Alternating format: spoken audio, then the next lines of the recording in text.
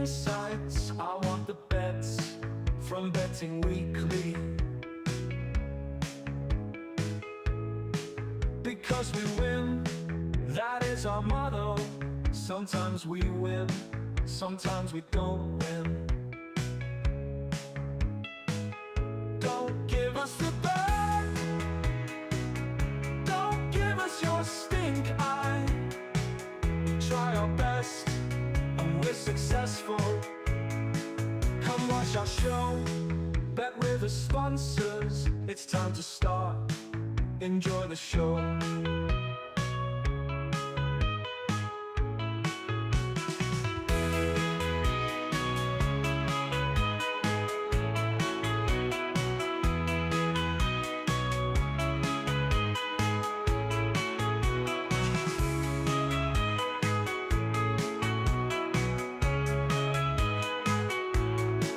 Don't give us the bird, don't give us your stink eye. We try our best and we're successful.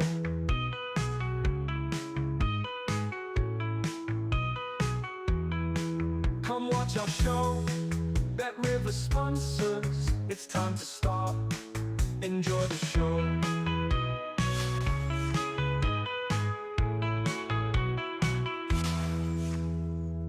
All right, here we go. Betting Weekly Live here with you on a Wednesday. Mike Carver along with Doug Kezirian as we get you ready for all of tonight's action. We are wall-to-wall college hoops. We have got NBA tonight. Maybe we'll get another 83-point game.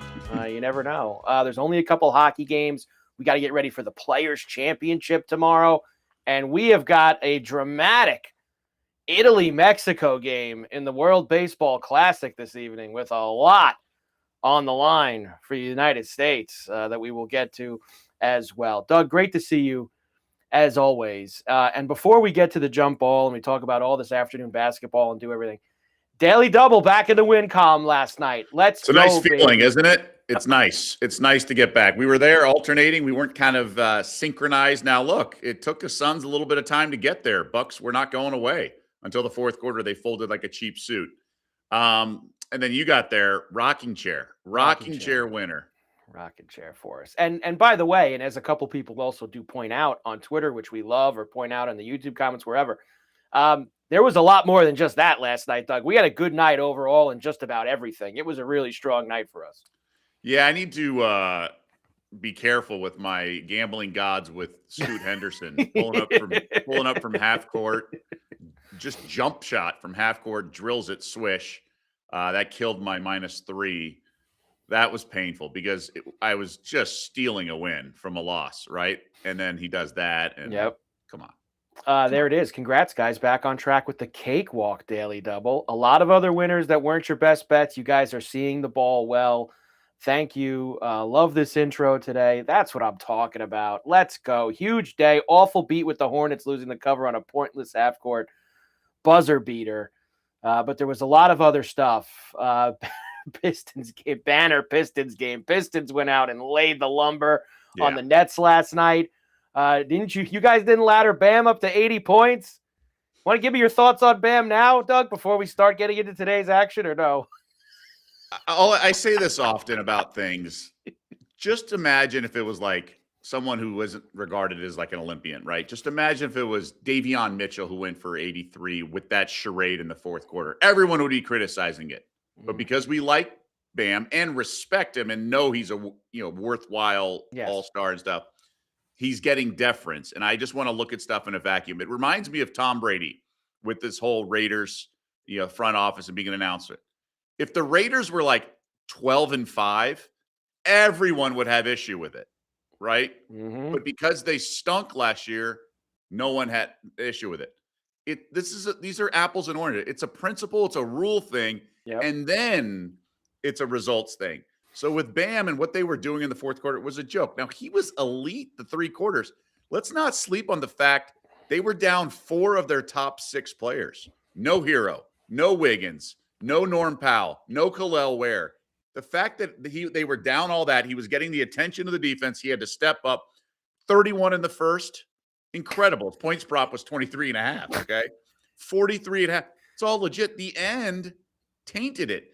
it just makes Kobe's 81, that much more impressive because he did it in the flow of a game.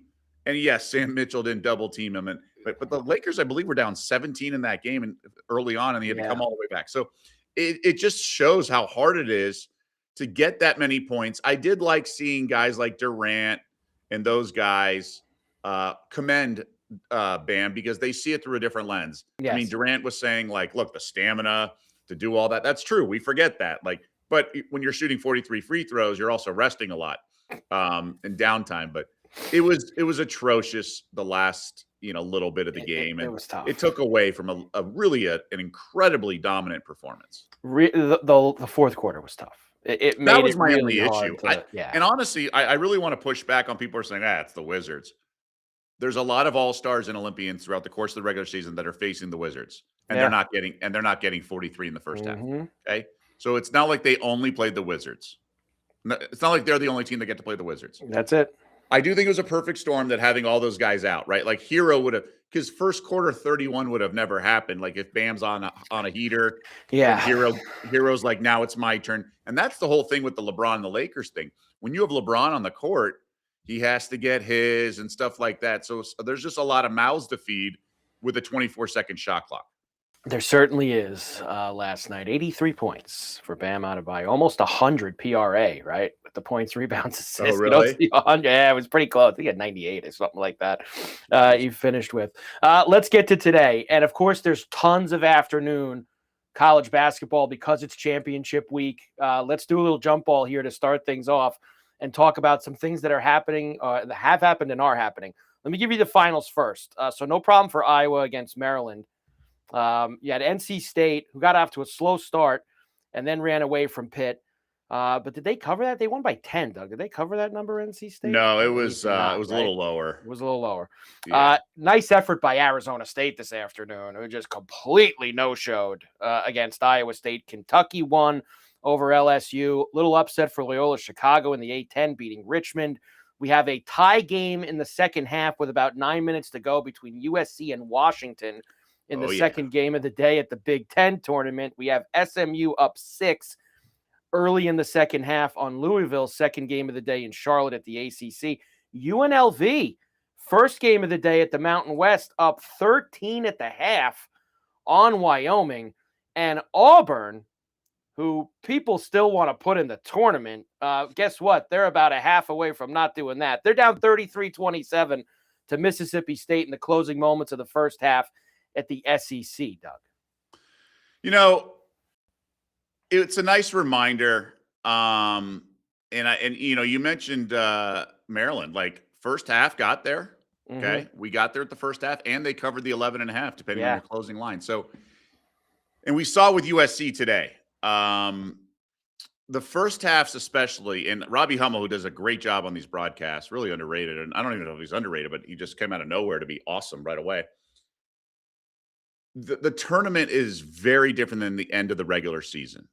It's a wipe the slate clean sort of, and by tournament I mean conference tournament. It's a wipe the slate clean sort of a situation where it's let's water under the bridge, let's come at them, and then the team that's favored beat them in the regular season. Usually, in this case, Washington USC is twice, and it's. We just want to get past the other thing. So there's a much more sense of urgency with the team that's the dog, a team that wants it more and things like that. And, you mentioned Pitt down 1 at the half, first half got there, so there's certain betting angles. And again, these tournaments, everything's a different animal. And we talked about it yesterday. So I'm just mad I didn't jump on the Trojans first half. Although they lost 7 straight or whatever it was. So it's not like it was staring me right in the face, but there were angles to exploit. So moving it forward to tonight and tomorrow, there are things. We talked about the team that's advanced in the early play-in games, that's already got a game under their belt with the adjustment to the new arena. These are all angles that translate well over time. You just got to pick your spots because then you can obviously take a dead dog like ASU, like you mentioned. Yeah, and one other game that did just start now, too, is the first game of the day at the Big East, where Butler's out to a 7-2 lead on Providence in that. And that's one of the quicker turnarounds, Doug, because you got to play that game at 4, and then you're noon tomorrow against St. John's.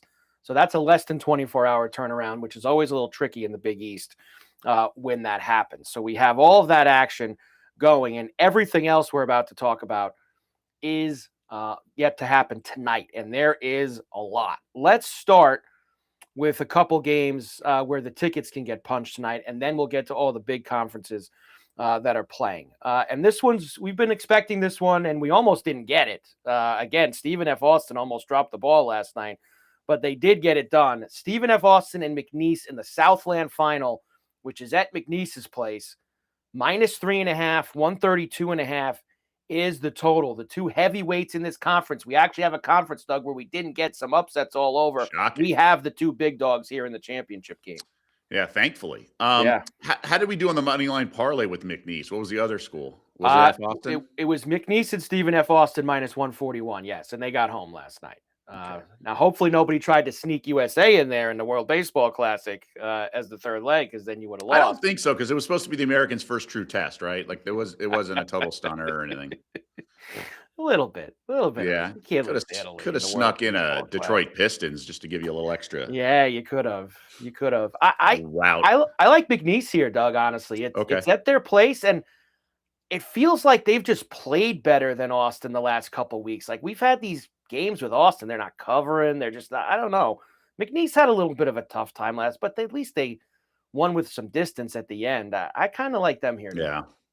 I got no opinion. I mean, let's be honest. I haven't watched a ton of these two teams. And I know we've talked about them on some Mondays with light cards, and I've done some homework and talked to people who do know this conference. But for the most part, it's not like the wrong team's favored or these numbers are way off. Right. It's going to take a special circumstance, kind of like we had with those retrievers of UMBC yesterday against Lowell, UMass Lowell. So unless we get a situation like that, and then you're laying juice. I mean, this is why the house wins. You got to pick your spots very carefully. And I'm not running to the window, but we got Frankie bringing triple up. Frankie, I didn't see that. You know, I did but not. But did they end up? What was that game in triple? What was the score of that final? So they won by 4 in triple overtime. There you go. Frankie's right. It was 4 by triple overtime. So they played a triple overtime game. You know, now let's factor that in. I mean, Austin hasn't looked good, but McNeese plays 3 overtimes. Earlier start. They played the later game last night, McNeese. Oh, I'm laughing at the question of a water polo. I see the water polo. What's the equivalent of 83 points and 12 goals? Well, I had 6 against Queens in college, but that was when the 2-pointer. We had a 2-pointer in college for like 8 years. And I had 3 2-pointers, I think. No, sorry, I had 2 2-pointers in that game. But I will say in high school, my gap year, I torched. I had 7 goals and drew a penalty shot, which I did not take. So I should have taken it, but I had 7 and I gave it to a teammate. And we only won by like 3. It was against our rival. So I had a monster game. But 83 would be like close to 10 goals. Maybe it depends. International, like 6, 7 goals is ridiculous. That's a big night. 12 goals in water polo. That's a big night, though. Yeah. I mean, in high school, it's got to be higher because you have depleted competition. But in like international and stuff, like 7 goals would be insane. I think maybe the under for this McNeese Austin game, maybe. So the triple OT now, legs. So yeah, I would definitely isolate the game line versus the first half line. Because I think legs are going to go in the second half. The next ticket puncher for tonight is the Patriot. Of course, you have BU, who had the huge upset of Navy on the buzzer beater, as they head to this little gym in Bethlehem, Pennsylvania, where Lehigh is tonight. And they're 2.5-point road favorites. 139.5 is the total. They actually played 2 really close games this year. Lehigh beat them 70-67 at home. And Lehigh beat him 93-91 in overtime at BU's place. How about that? $1.80 in a Patriot League. I know it was overtime, but still. Throw out the records with this one. No, I do think there's a little bit of a flat spot for BU. So, I mean, not that we have game props, but like Lehigh first to 10 and 20 probably feels like the right angle. I'd look at Lehigh first half. What are they? The Falcons? I'm trying to think of Lehigh. They've got like an BU's the Husky. Oh, no, that's Northeastern. Sorry. I'm all over the place. The Mountain Hawks. The Mountain Hawks now. Sorry, I'm invested this other Huskies game, Washington. Mountain Hawks in Bethlehem, Pennsylvania. That's where we'll be tonight for the Patriot League final. Bethlehem. I don't know, Doug. I'm not in on the Patriot League final tonight. I think you're probably right about a little bit of a flat spot for BU. So maybe Lehigh first half? Yeah, Maybe? that's Yeah, how I would look at it. I mean, again, but we're playing amateur psychologist. I There's know. not really do we really want to fire on this? You know what? Henry makes a great point here. It feels like Lehigh's something I should be jumping on. It's almost like why home dog here for Lehigh. Lehigh, how about Lehigh's home dog to them and they beat them twice in the regular season, Doug? How Well, about then that? that's something to be said about that. I mean, for sure. That's something to make you think about. And the other championship game tonight that where a ticket goes, Idaho and Montana in the Big Sky. Idaho's 2.5-point favorite here. 144.5 is the total. Look, we haven't done a lot of this is like you said before with the Southland, Doug. We haven't spent a lot of time on the Big Sky. We've had some fun here and there. But one thing that does seem to just refresh my memory is Montana almost always wins these games when they're in the final. Like, I how many know, times right? Montana been in the NCAA tournament the last 10, 15 years? They seem to always get it done in this spot. They really do. They really do. Now that you mention it, I feel like they're always in the championship game. I mean, now whether they get it done is a different story, but yeah, they do always feel like they're in the championship game here. I'm trying to see how many times they've been in. They've been in so much recently. 25, 19, 18, 13, 12. Feels like more. Maybe because they were just there last year. Nothing for me on the Big Sky, Doug. I got plenty of other things that I'm gonna Yeah. probably go after tonight. I mean, this is Exhibit A is why these teams should be playing last week and stuff like that too. Just for Right. notoriety. I don't know what they're doing. They should play this last week. Montana beat them both They're games in the getting regular they're season. getting main TV contract or whatever, you know. Well, this is that gets them up 11:30 at night. They're on ESPN2. They're on the That's Deuce true. at It is the night. 11:30. It is the night game and So everything else is to bed. this is like the bailout blowout game tonight. You come swinging in after either a big night or to get it all back. Give me Montana, Doug, tonight, just Okay. for funsies. It's got to be the Grizz here looking for back-to-back. All right, now let's get to the regular stuff, the fun stuff here.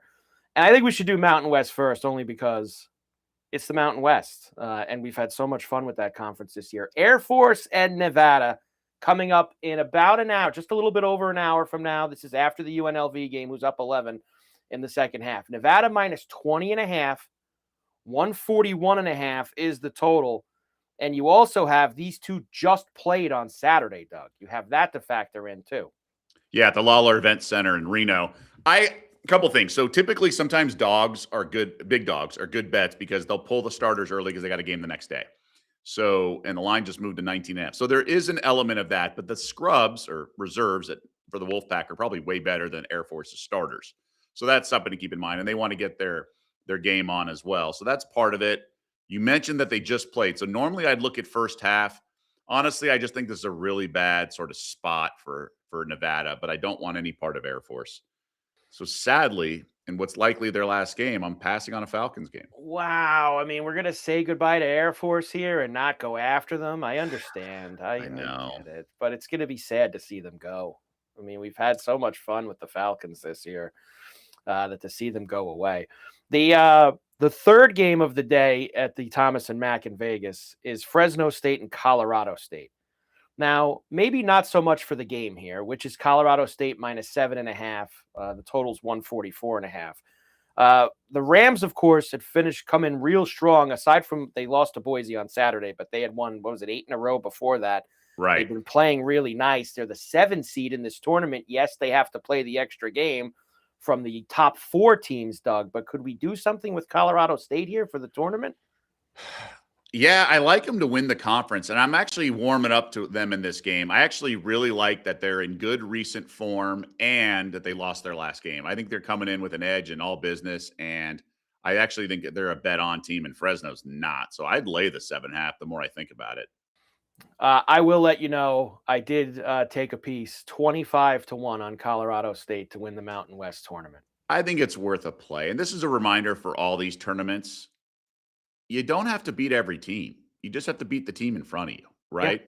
So CSU doesn't have to go through San Diego State, Utah State, New Mexico, Boise. They just have to beat a couple of them after this game. And I'm not worried about any of those teams, just how bad, like the Aggies are playing and New Mexico's not playing great. They have one really good player. So I'd be a little reluctant to, think chalk's going to prevail in this particular tournament. I think that it's wild, this tournament, that you could get anything here. Would it stun Yeah, you? I mean, UNLV's live as well. I mean, we've Yeah. seen them compete with everyone. That number was smashed down, right? The UNLV to win the Mountain West Tour really Yeah, hammered 75 hard. to 1 to 40 or something. But you have 4 teams playing today in that conference. That would it stun you if they made the title game? No. UNLV, Nevada, Colorado State, even Boise. Would any of And those 4 teams? You want my make best it? bet for Saturday? Oh boy, Under in that championship game. Whoever it is, Clockwork. whoever survives and gets Clockwork. there, Because it's they got dead the under. early spot on CBS Sports. Oh, And it's just the turnaround from late Friday night. It's like 8:30 tip Friday night to like 2 p.m. tip Saturday. It's the dumbest thing I've ever seen. And that's, like you said, 4 games in 4 nights. They know each other so well. Refs swallow the whistle in a championship game. It's nonsense. Hebride Book it. back for Fresno tonight. it. 5th-year senior, 15.6 points per game. We ain't as scared. We're going Colorado State tonight. We're not as scared of these guys with Fresno this evening. All right, let's go Big 12 next. And you have talked a lot about BYU in the first half. And sure enough, last night, despite the 105-91 win over Kansas State, it did get home. Now, tonight they play West Virginia. This is the 3rd game of the day. First half, BYU minus 2.5, 66.5 the total. It's 3.5 there for the game. Or 4.5, whatever they just had up there. 7 o'clock Eastern, Kansas City, Doug, for BYU. I mean, they're 1-12 against the spread in the first half line the last 13 games. And some teams are just slow starters. It could be a guy like Debanza or someone like that just wants to get everyone else involved first, or it's just exhausting season. But I guess my only concern with this, and again, I probably am overthinking it, but they did lose to West Virginia in the last game. Right? They lost in Morgantown. So do they jump on them, or do they have a little bit more bounce in their step because it's a, revenge angle and whatnot? I mean, West Virginia did lead by 14 in Morgantown in the previous game, but that doesn't matter. That's the ebb and flow of a regular season, home team, all that. I forget what it was, but like it could have been off a loss or whatever, But I just think this Cougars team plays with their food too much. And with these trends, I think if you've been betting them before, then I think you should probably continue to, and maybe pull back unit size, go like a third of a unit if you don't love it. And if you think the conference tournament makes it a different animal, stuff like that. But I wouldn't jump into this 1-12 trend because I do think the landscape change does impact things. But again, it's really, BYU is just a slow starting team. Yeah. But there is a revenge angle here. The later game, the late night game in Kansas City is Oklahoma State, who we both liked last night and took care of business against Colorado. Now they play TCU tonight, and TCU, pretty decent favorite here for this evening. I had 6.5 before in this one against this. This is the late night 9:30 East tip or just after that. Do we roll with the Cowboys again here, or is TCU the squad? Well, you got to be careful because we saw what happened to ASU today, right? The team can play hard for the coach once. Smashed. I mean, it was awful. Smash job. 30-something points or something outrageous. Yep. I don't think we're going to get 30-something points. I think the Pokes are going to run through the tape here whenever their tournament run ends. So I would lean to the dog, but 6.5, I kind of like those 8.5, 9-point dogs more. Yeah, 6.5's right in that middle number. 157.5. Oklahoma State again last night. We saw the Pitt game, Pitt NC State, like right around 6. Yeah. So look, and I think like you say, in these teams that played yesterday, it seems like first half, a couple of them are hanging in, and then the dominant team is getting their feet and getting it going in the second half. So that could be one way to look at a few of these also. All right, Big Ten now. We'll do the later game first. Rutgers and Minnesota is the night game here. Minnesota minus 5.5, 135.5 at the United Center in Chicago. That feels like too many. It feels like now 6.5. All right, so Gophers are getting steamed. It's a low-scoring game. Look at the total, 135.5. Rutgers is not good, but look at how Maryland's playing. I think it's a new lease on life. I don't like the Minnesota in the favorite role, and especially this many points, but I respect the steam. So I'm going to pass, Mm. but like it's dogger pass for me. I just can't with Rutgers and Yeah. Minnesota. I just can't do it. I just can't. I can't be involved. Any interest in Indiana in the earlier game against Northwestern? Didn't they Yes. lose to Northwestern last week, a couple weeks ago? Yeah, there Yes, is they interest did. in the dog here. There In the is interest. dog, there's interest. There's interest in Yeah. I mean, Northwestern. this number's come up a little bit, right? This number, Yeah, I think it was 5 or something. yeah. I think this is another case of the team that's used to the arena. I'd play Northwestern the first half. Northwestern first half against Indiana, and they did win in Bloomington a couple weeks ago. Yeah. Northwestern did beat them. Northwestern did play And they last covered night. that number yesterday. I didn't love them as in the favorite role, but they got there. So I give them a lot of credit. They got there. They'll take on the Hoosiers this evening. SEC tonight. I like this one. One of these bubble teams, and I don't know if you would say they're a bubble team or not. I mean, I think a lot of brackets have them in, but whatever. Texas minus 6.5 against Ole Miss. We know that Ole Miss stinks. We got Sean Miller here. This has got to be Texas gets going a little bit, again, especially against a team that they should beat. Chris Beard, the little revenge here. Yeah, but they're so bad this year, Doug. Ole Miss, like they're so. They've been bad. terrible. They've really been terrible. But this is a new lease on life. It's a new everything, right? There is an element of that. Oh yeah, The slate gets cleaned. Look at USC right now, right? Coming down to the wire. So it's just it's something to keep in mind. And Texas, haven't they been a little disappointing? Yeah, they have. You want to lay 6.5 with a team that's underperformed and underdelivered? They beat them by 11 at home in early February, but like you That's said, new lease on life.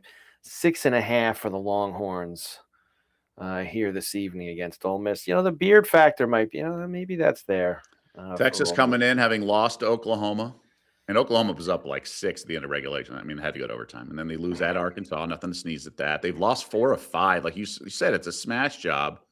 Sorry, it's a great spot to turn things around and deliver, but Ole Miss is not good. Speaking of Oklahoma, how many people are hanging around Nashville tonight for Oklahoma and South Carolina after 9:30, 10 o'clock East? I mean, that is the ultimate. Let's get over there down to the bars on there in Nashville and have enough of this. Oklahoma 7.5 tonight against South Carolina. On Broadway. It's walking distance from the Bridgestone too. Yeah, can't do it. Just cannot. No, hard pass for you. A hard pass on this one. The Big East has Xavier Marquette and Georgetown DePaul. Those are the 2 Big East games tonight to kind of round some things out for you there. I saw some people talking about UConn to win the Big East. It's like, oh, well, they're going to get in the championship game. They just lost to Marquette and Creighton over the last month. Like, I'm a little worried. Now, Danny Hurley has covered 14 straight tournament games, right? He ran the table. Both 6-0 runs was ATS. And then last year he went 2-0 ATS and should have beat Florida, but at least he covered. So I do understand, but I'm not so convinced this team can flip the switch. It's kind of like the T-Wolves. Like they're continuing to be inconsistent. So why should we think they can flip a switch? I don't. Yeah. So I just wouldn't bet UConn to win the Big East. I wouldn't either. The payoff isn't there. I hope that you get. UConn honestly, St. Nova John's might Saturday night. Yeah, hopefully, but I think Nova is worth a play. Okay. Something like that. Yeah, they play up to their opponent, right? Right. ACC is Cal and FSU, and Wake Forest and Clemson. Those are the 2 ACC games tonight. Just so we get that all out. Man, Cal's had a rough finish. Florida State's playing well. Say that about Florida State. Yeah, I will say that, and yeah, you're right. With Madsen and everything, they've struggled down the stretch. And finally, there is one other I do like, Doug. And if the Big West is playing, that there's something that I like. UC San Diego at the Big West Championship is laying 5.5 against Cal Poly. I have been picking on this Cal Poly team, and I'm sure they eventually are gonna get me at some point. But we'll go to that nice little gym out there in Henderson tonight, Doug, and we'll go UC San Diego minus 5.5 to start our Big West weekend here in a big way. I love all these teams. Yeah. Cal Poly stinks. They are awful. Yeah, I thought you were going to go with the Bows at some point. Like you like back. They're not playing until Friday. Okay. They All right. actually, this is a conference that does it right. They let the top two, Irvine and Hawaii, they're sitting around till Friday night. They're in the semis already. They get to So they win. reward teams and everything. Yes. Good. So the winners tonight play the quarters tomorrow, and then those winners go on to play Hawaii and Irvine on Friday. So I like San Diego tonight. They're much better than Cal Poly. Well, they can shoot the heck out of the ball. Like they shoot lights out. Yeah. And obviously, their coach and everything, different world. So I could see that. I could see them taking care of business for sure. Big night of college hoops. Oh, one thing. Thursday, MAC. Early. What do you got for me? An early Miami MAC of Ohio's got a really early. They're the first game on the 11 board a.m. against East. UMass. Yeah. I mean, you could make a case for either side. Like, I don't think UMass belongs on the same court in a lot of ways. So I would almost lay it first half and just think they come out with a axe to grind and are on a mission. I'm interested to hear what you got for Akron, because I have a feeling for this game too. What do you got for Akron? Ooh, we're going to overtime in Chicago, by the way. Ooh. Washington and USC. Okay. The bad beat on the over or under if you had it. So I think with Akron, there's a lot of talk. Like they got 1 foot in the championship game, and they're going to beat Miami. They're going to be down at halftime. Like these teams, professional maturity. I don't think they come out all business, take care of the. I think it's Buffalo gives them kind of hangs around. So I like Buffalo first half. Buffalo first half, and that's going to start probably right around when we come back tomorrow on Betting Weekly Live. Right. I just think Akron, I'd rather have 7.5 points. I know Akron's so much better, but there's just a little too much looking ahead here for the Zips, no? A little bit too much. It is a done deal. Akron's winning the MAC. Everybody's pretty much got it set in stone that they're in the championship favorites. game. They're the favorites to win it. You got a 31-0 team in the conference, and it's basically Akron's already won, which is very bizarre, but they are very good. And I hope we do get that game on Saturday, just like UConn St. John's. I hope we get Miami, Ohio, and Akron for all the marbles and maybe 2 bids for the MAC. At that point, they'd probably tell Miami of Ohio to dump the game so they would get 2 teams. Well, yeah, that's the thing. If you believe in conspiracy theories, I got one for you later, Doug. But I do think the conference is going to be really boosted if they go undefeated. So Henry says Miami of Ohio is going to blow out UMass tomorrow. Blow them out. Henry on paper, they should. They kind of blew them out in the second half at Amherst. Virginia wins the ACC. Duke injuries. I don't disagree. I think Duke's locked into a 1 seed. And I don't disagree. Yeah. MT, that Vodtech line, that was smell. Wake got the job done, and thank God for Wake. Good job. Big West hoops. UC Davis open -4. Now UCSB -5. I looked at that game.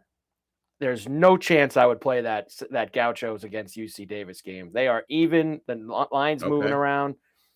Is Buff still point shaving? You talking about Sabres or the Bulls? Oh boy. There is the bar. The Gauchos are -4.5 against UC Davis. There. What was Virginia? Really fast. What was Virginia to win the ACC tournament? I can get that fairly quickly here. Give me one moment for you. They actually don't have it up right now. Ooh, is that games in action right now? Maybe that's why, because they have games going on, but they don't have it up on the board at this very moment. All right.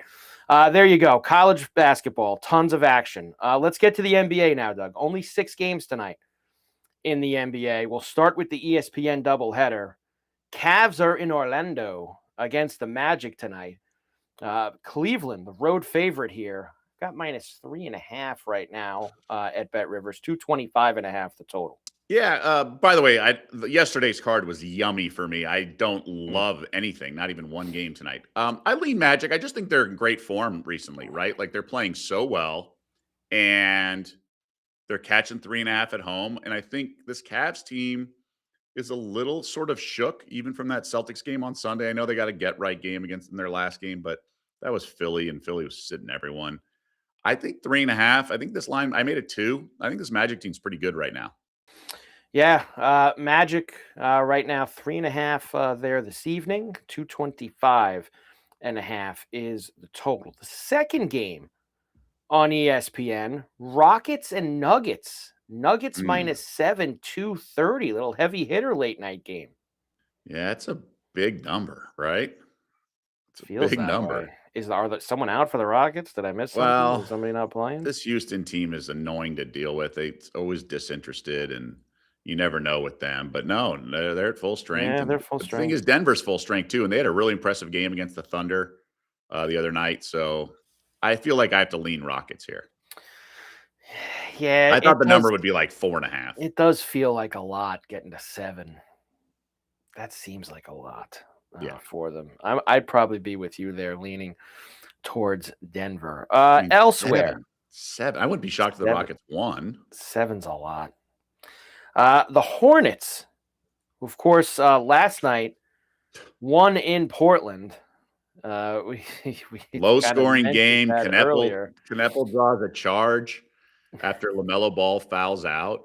Remarkable. Tonight they're laying a big number in Sacramento against the Kings. And the Hornets, I saw today somebody tweeted they're like one of the best records second night of a back-to-back, and the Kings have the worst record on the second night of a back-to-back. Yeah, I was not listening to the game, fortunately, but I was watching it on one of my side TVs. Kings thriller last night against the Pacers. Vivek Ranadive, their owner, sitting courtside, all smiles. What a Big win. It was a blowout early in the game. So I think the Kings lay an egg. I do. This is a bet against the Kings versus the Hornets, but Hornets with an emotional win. And are they professionally mature enough to go take care of business because it's such a big number? So I lean Hornets, but it's not like a best bet or anything. Elsewhere, the Raptors are in New Orleans against the Pelicans. Raptors a short road favorite here, 2.5, 234. Well, this is usually a team the Raptors would beat up on. They beat up on bad teams, right? Correct. I think we see an over here. I think we're going to see a lot of points. Raptors offense gets going against a team like the Pelicans, and New Orleans can score, man. Like, they're pretty good. Remember, they don't have their draft pick. They're going to be looking to sort of play through the end of the season and get right and have this young core, and DeJounte Murray's back from his injury. So I like this team in a lot of ways, and they're a reliable bad team because they're not tanking. A reliable bad team. They have absolutely nothing to tank for. Unless they're really into their second round pick, I guess. Next up, the Knicks are in Utah tonight. The Knicks are 14-2 point favorites. But I will tell you, Doug, the Knicks never play well in Utah. They never play well. I think they've lost 3 of their last 4 there. A lot of teams have trouble in the altitude in Salt Lake on these huge West Coast trips. The problem is the Knicks have just been in a rut. They cruised to that win in Denver, probably the best win of the season, just how they looked. Right. And then they lose both games in LA, couldn't hit the broadside of a barn until the fourth quarter in either game. 14's too many. Jazz play hard. But, I like a little bit of an over. This Utah team's, they just beat the Warriors at home. I got to take the 14 if I had to play the game. They actually have won 3 out of the last 4 years in Utah, but before that, it was like 10 out of 11 they lost. So but this recent years been much better. And this Utah team, it's a very different animal. And it's 14 points. It's not pick 'em, right? So Knicks are 4-1 ATS as a favorite of 9 or more since late January. Look at that. There you go. Getting involved for us. Yeah, but this is different. This is a road trip. Good. That's a good nugget, but it's right. I just think it's not applicable because I think coming off those back-to-back losses in LA is very different. Towns had like that little bit of a strain. He was fiddling with his hamstring or knee. I'm always leery of the Knicks anywhere west of the Mississippi. Right. Anywhere west of the Mississippi is leery when it comes to the Knicks.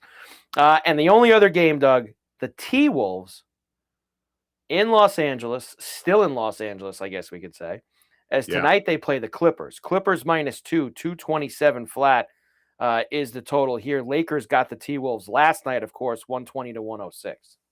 I hate this T-Wolves team. I really do. They're just so unreliable. They have the most losses in the league against teams under 500. Sorry, of the playoff contenders. Of the 6, sorry. Yeah. 6 of the 12 teams that are in the playoffs right now, they have the most losses against sub-500 teams. Not that the Lakers are, but you're just so incredibly unreliable. They don't show up, all that stuff. So I can't back them. Clippers are pretty good, man. Like, they really are. I like the clip joint and lean that way. I just don't think the Timberwolves are reliable or consistent enough. There you go.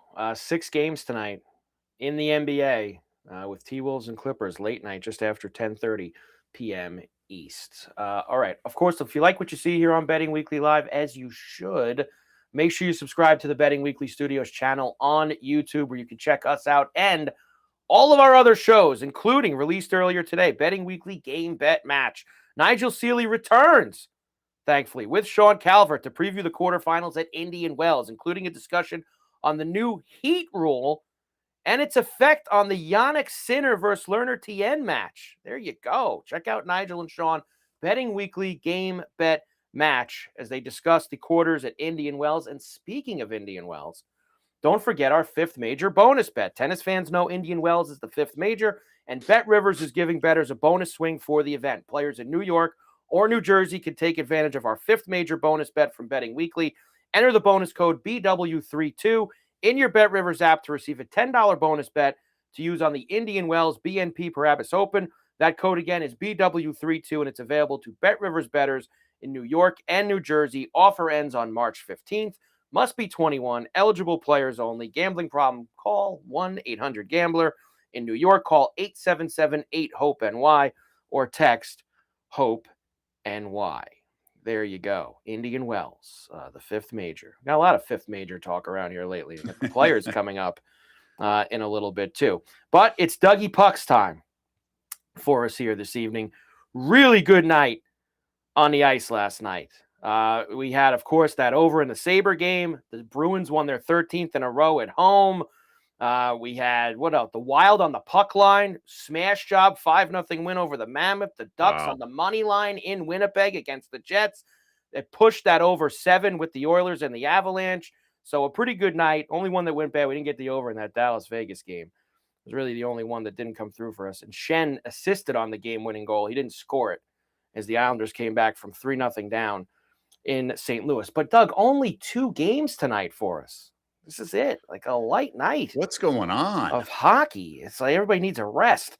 The Capitals and the Flyers are on TNT. That game just after 7:30 East tonight. I mean, it would be Capitals or nothing, Doug, if you wanted to play the game. Flyers stink. And the Caps are very much in the mix, trying to stay in it. I do like a little bit something in this other game. Canadians are in Ottawa against the Sens. Now, this is the second night of a back-to-back for Montreal. And they've got some goaltending things going on. Ottawa comes back off the long West Coast trip, and they're laying -190. Wow. Canadians, second night, and it's not like the Canadians are playing well right now. Montreal's won 2 in a row. They're 6-1-3 in their last 10. I think this is a nice night here, Doug. If you want to take a little pooch, a little plus money, I would play the Habs tonight in Ottawa, with Ottawa coming back off a long road trip. What about the total off a shutout win?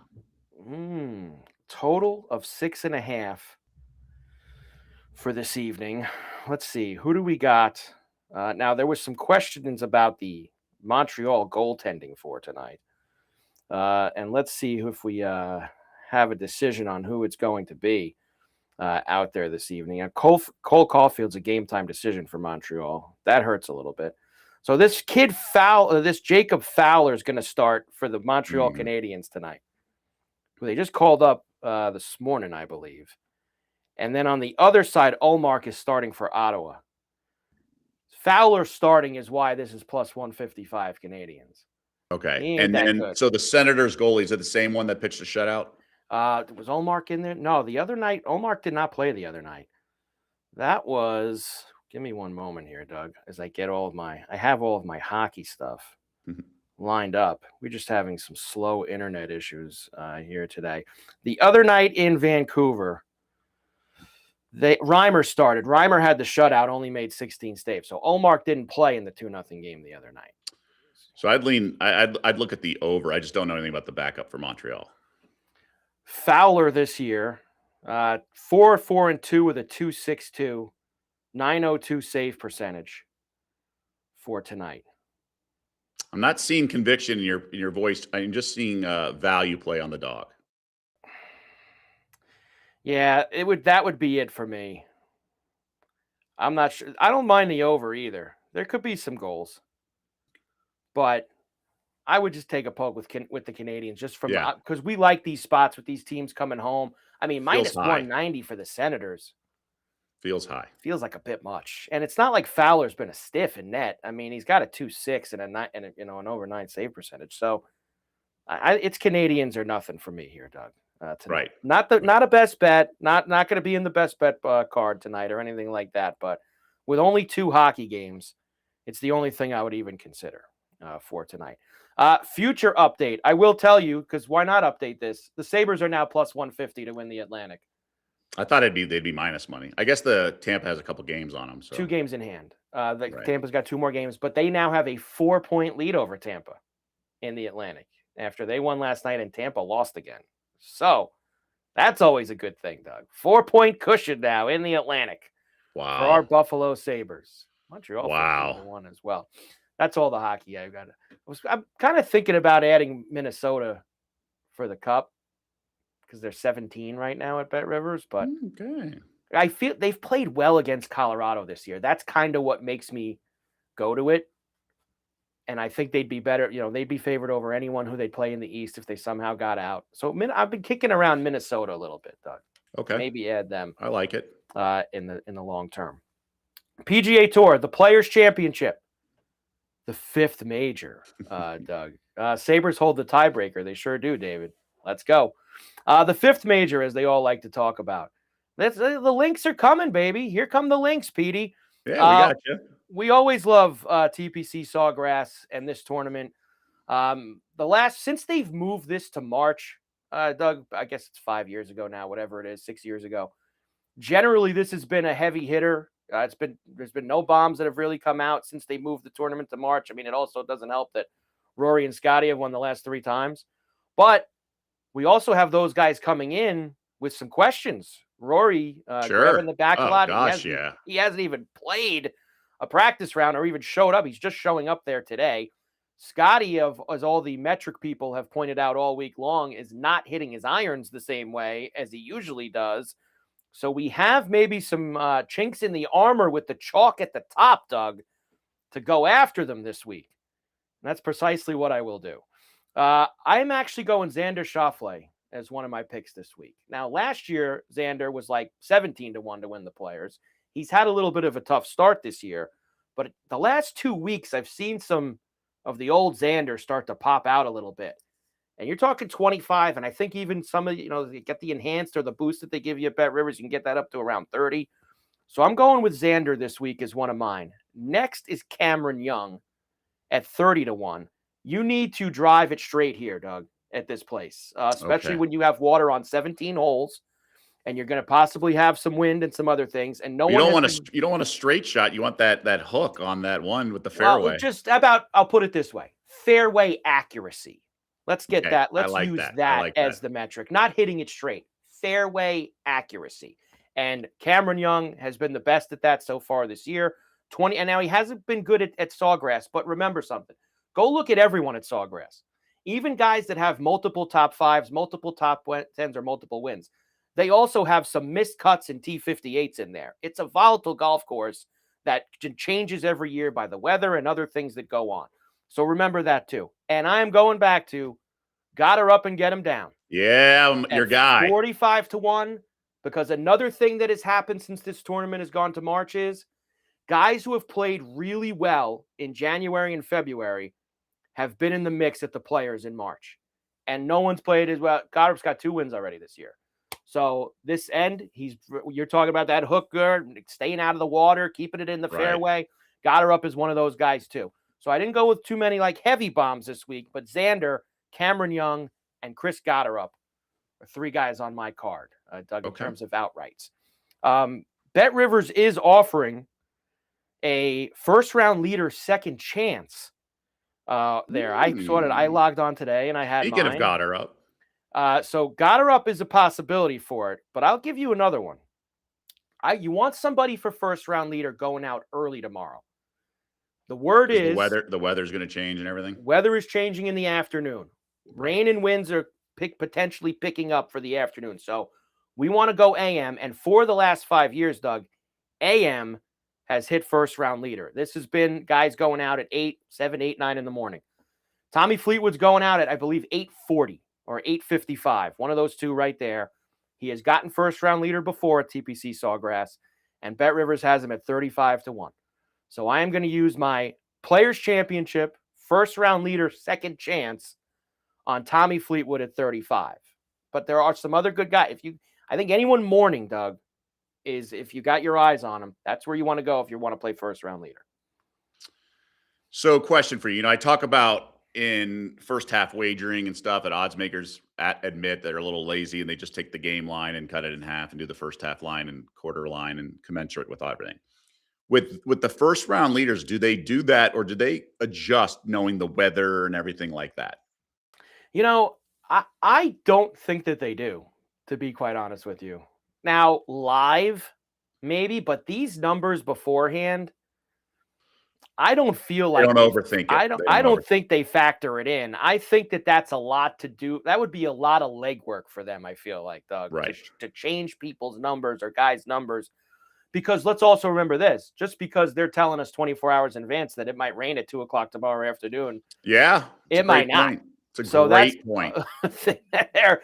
And that's why also sometimes with these first round leaders or even outrights, if they're doing one thing and you get to 12:00 tomorrow and maybe it doesn't look like it's going to be as bad as it is, some of those numbers are going to adjust live. Like, let's say a guy goes out and shoots 4 or 5 under tomorrow morning. You might get a guy in the afternoon wave with now maybe some good weather and a lot better number than he was today.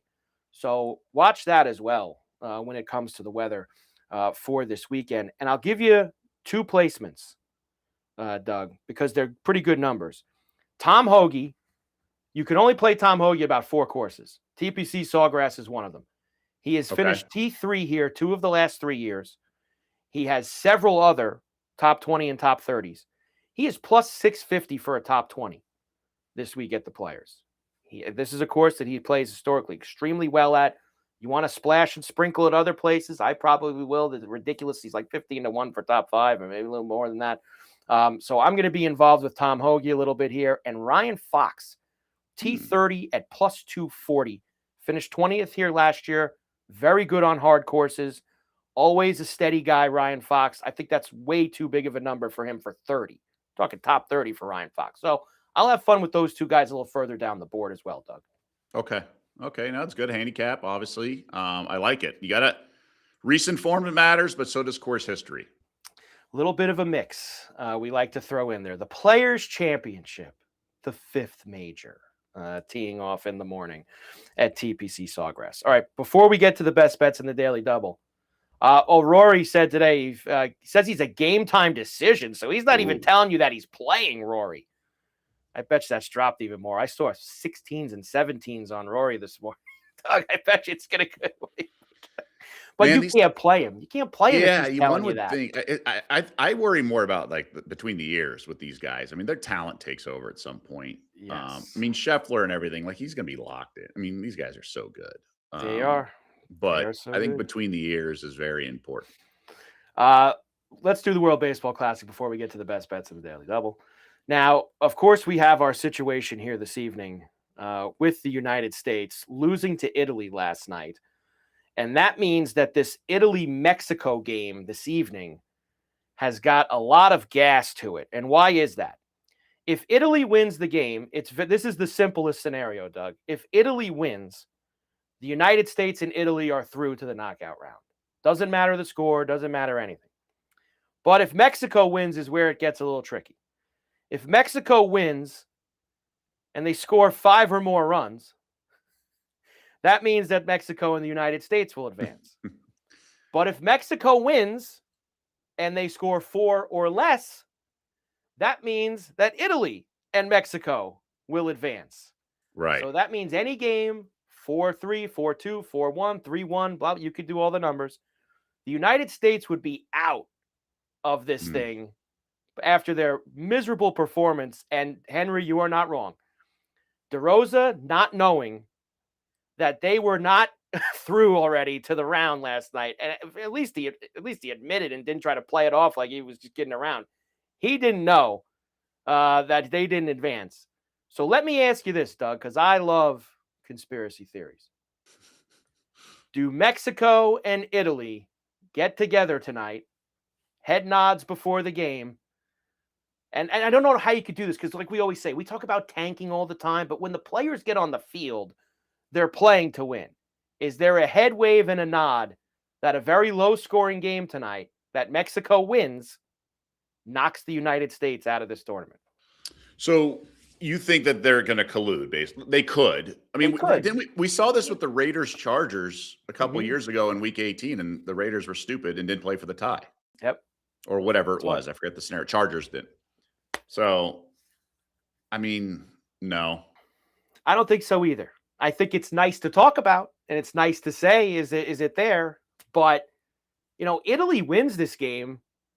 They win the group. Like they avoid, like I think they would play like, I guess, Venezuela or wherever. I did this in college. We in our tournament in Easter, basically the winner of a game in a tournament had to go to like the winners bracket and win another game, and then it became elimination. And so I told my coach I had figured out the bracket, and he goes, "All right, let's just play our reserves and see what happens." And of course, we lost. I'm not saying I threw the ball over the goal on purpose, but we played a lot of the scrubs and we lost because it was a tight game.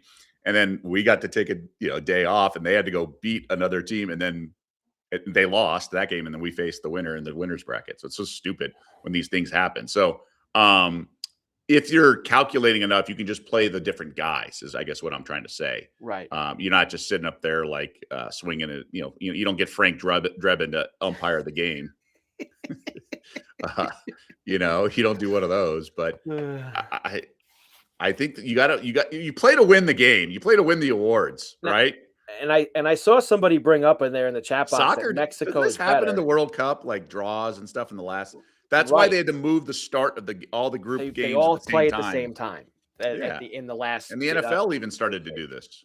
But this game goes 3-1 Mexico tonight, and look, and whether it's true or not, which we know, we do this every day. Thought people will talk that it was a setup and that they talk about this. Fine. That's group play. All right, fun. U.S. don't lose to Italy or whatever. How about not get blasted and be down 8-0 to Italy? I mean, honestly, what a disaster that was for them last night.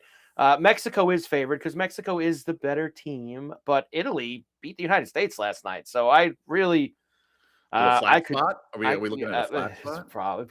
It's probably 9-0 Mexico, and it's all a mute point, right? I probably smash them tonight, and Italy goes home anyway.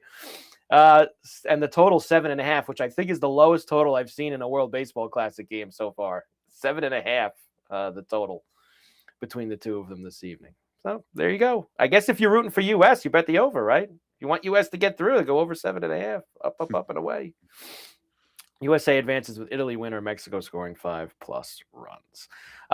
And one spring training game, Yankees Blue Jays tonight on MLB Network, Doug. If you can't get through all this other college basketball, you do have that. That sounds awesome. In Tampa. Best bets in the Daily Double here on a Wednesday night, and we are going conference tournament time because that's what it is. We hit last night with that Daily Double winner at +244, and we hit, oh man, I thought it was going to be the exact same number, and it was very close to it. I am going to go to the Big West. It's been my favorite tournament. It's been my favorite conference, I should say, all year, and their tournament tips off tonight. UC San Diego -5.5 against this awful Cal Poly team in Henderson. I am taking UC San Diego. Let's go, Doug. -5.5. All right. I like it. Now, I'm actually stunned that I don't have a true best bet that I like. I'm picking between medium sort of plays, nothing in the NBA. I probably should have done a deeper dive in the props the more I think about it, but I did not. I'm going to go with Colorado State, the team we mentioned. Had won 8 in a row. Get a loss before the tournament, which I like. I actually like that. We talked about Bobby Moe winning and covering 6 straight, lose, right? Mm-hmm. I like the fact that they had a little bit of a jolt to the system that now they can just kind of beat up on Fresno State. I don't think the Bulldogs are good. Rams playing well, all that good stuff. I really like their coach, Ali Farouk-Manesh, a hero of years past for the March Madness against Kansas for UNI. 6.5. It might obviously it comes down to the wire like this Wyoming UNLV game. Then you're kind of paddling upstream there. But I think CSU can kind of be all business here. I probably should do the first half, but I'll lay the 6.5. I think they're going to handle their business in advance. But I'm surprised. I don't like anything really. I was actually listening to your hockey even more intently, Carver, thinking I might be able to mooch a best Wow, bet. you're trying to no. swing in on the hockey, huh? You Yeah, wanted to get parachute there's in. only 2 games Yeah, tonight. only 2 It's games. hard. I don't like any of these games. So for tonight, the Daily Double, UC San Diego -5.5 in Henderson at the Big West Tournament. Colorado State -6.5 at the Thomas and Mack. Plus 246. Wow. Daily Double. Almost hit the 244 lot again, of, like we had last night. Southern Nevada vibe here with the Daily Double. We need it. And Doug, maybe go drive around town, stop in Yeah. at all of them and make sure that they all Talk to some players. they all get in for us here. Little whispers. UC San Diego and Colorado State, the Daily Double. I have thought about this, and this leaves you Yes. food for thought. You go to these courtside in some of these games, especially the women's, there's like 30 people in these arenas. Yeah. If I yelled at the end of the game, foul or no foul, like I think they think it's their coach or something. You turn some of these on, and it's pretty bones for the Buzzards. I mean, there's nobody out there. I mean, it's tough looking, and I would bet UC San Diego and Cal Poly and Henderson tonight at, I guess, 8:30, 9 o'clock local time, whatever it is. I would guess, Doug, that's going to be one of those games where you could yell something from the third row, and they'll think it's the coach. Well, and if a team's up 10 dribbling out and I yelled foul, no one's going to do anything. But if it's in the heat of the moment and it actually fouling does make sense, Yeah. I could see how they're thinking in their head, do I foul? I could see it. It's the old Will Clark. Back in the day, Will Clark was rounding third coming home, and he was going to be out by a mile. And he yelled while running, cut, and the first baseman cut off the throw from the right fielder. Before we go, Doug, some updates for you real fast. Auburn storms back and are up 7 on Mississippi State with 7 minutes to go. And the same thing for Wyoming at the Thomas and Mack. They are up 3 with under 5 minutes to go in that one. So a little afternoon drama with us in those. All right, Mike Carver, Doug Kezirian, Betting Weekly Live. Of course, subscribe to the Betting Weekly Studios channel on YouTube, Bet Rivers Network. We are back tomorrow. Huge day. The biggest day. All the big teams are in action. I mean, we didn't even talk about it because we don't have time. Iowa State, Texas Tech tomorrow afternoon. St. John's playing tomorrow afternoon. You got NC State, Virginia. There's just a really big slate of afternoon games that we'll talk about, and all of the games tomorrow night. And will the United States survive this Italy-Mexico showdown tonight in Houston? Let's hope. We shall see. Maybe we'll be celebrating Tommy Fleetwood in first at the Players' Championship. That would be a great thing as well.